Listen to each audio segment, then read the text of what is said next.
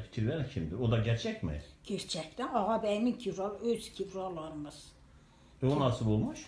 O da işte gidir Yeniköy'e. Yeniköy'de o adam bir oda varmış, tekindeymiş. Yani ev sahipleri de bilirmiş. Bir daha Yeniköy'e kime gitmiş? Bir tane adam komşular, tanıdık birine gitmiş. He. Misafir olarak gitmiş. Mesela sen gide birinde kalasın tanıdık. Onlar da diyor ki daha dar vakittir gitme. Yedin içtin bu gece burada kal sabahtan çık git.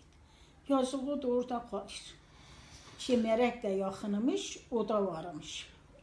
Adamlar gelen oraya koyurlarmış, bilirlermiş o oda tekin değil. Millet hep orada yatırır, millet gidir oradan kaçırmış. Onu da götür yatağını sarılar adam gidir yatağına girir. İşte bakır bir buğa geldi. Deyir, buğa ocağın söne, Bursa paramparça edecek beni. Biraz durur, götürür vurayım merek, o yanda mereke gitsin. Merekte yazsın. Onu deyip götürdüm, o yana koydum, geldim yatağa girdim. Bir de baktım ki keçi gıdikleriyle geldi. Geldiler Allah'ım burada koyun yok. Gelip odaya giriyorlar. Tek odaya girirler. Burada koyun yok, kuzu yok, akır yok. Keçiler nereden geldi? Ama o kapısı yokmuş odanın. Odanın kapısı değil, açılır, girirler. Hı.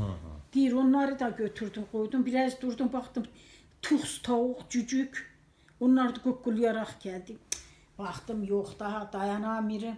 Elə hiç üstümü başımı almadan, giymeden üstümü elə don paça kaçtım. Kaçtım geldim Sırbasan'a, bacımgile, bacısının adı Sultan. Gece bırakmış gelmiş. Gece nasıl gelmiş orayı?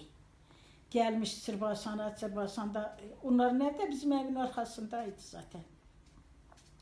Orada deyir kaldım gece bacısına deyir ki bacı deyir sabah erken beni uyandır. Ben gideyim üstümü başımı alayım. Üstüm başım hep orada. Elə şafak atan da bacısı bunu uyandırır. Bu kalkır gidir Yeniköy'e bir daha. Girir odaya. Da bakır ki millet kalktı gezişir odaya girir.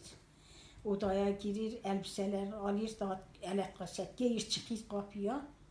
Bakır da millet kapıda bacada. Sarıf kalktım mı kalktım ocağız vata kalktım. Ne kalktım geceyi nerede ettim ki?